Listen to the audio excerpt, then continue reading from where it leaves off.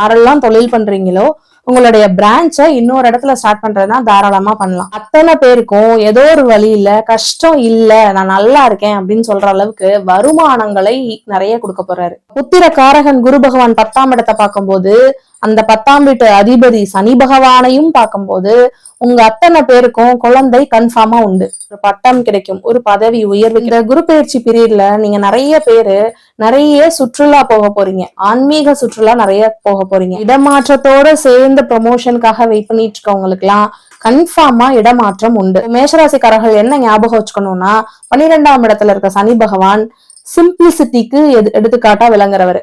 அப்ப நீங்க என்ன ஞாபகம் வச்சுக்கணும், எவ்வளவு லக்ஸரியான திங்ஸ், எவ்வளவு லக்ஸரியா வாழணும் நீங்க நினைச்சாலும் ஏழை எளியவர்களுக்கு முதியவர்களுக்கு நீங்க உங்களால முடிஞ்ச ஹெல்ப்பா பண்ணிட்டே வாங்க. சனி பகவான மனசுல நினைச்சுக்கோங்க. ரொம்ப ஆடம்பரமா இருக்கக்கூடாது, சிம்பிளா இருக்கணும், எளிமையா இருக்கணும் அப்படிங்கிறத மட்டும் மைண்ட்ல வச்சுக்கோங்க. ஏன்னா அதே சனி பகவான் விரயஸ்தானத்துல அமர்ந்திருந்ததுனாலதான் தேவையில்லாத விரயங்கள் நிறைய பண்ணிட்டு இருந்தீங்க. இப்ப அந்த சனி பகவானுக்கு குருவினுடைய பார்வை கிடைக்கிறனால 7.5 சனிங்கிற விஷயத்தையே எல்லா மேஷராசிக்காரர்களும் மறந்துடலாம். இருந்தாலும் எளிமைங்கிற விஷயத்த மறக்க கூடாது. ஆனா அத்தனை மேஷராசிக்காரர்களுக்கும் உங்களுடைய அத்தனை பேர் வீட்லயும் ஒரு சுப நிகழ்ச்சி இந்த குரு பயிற்சியில உண்டு.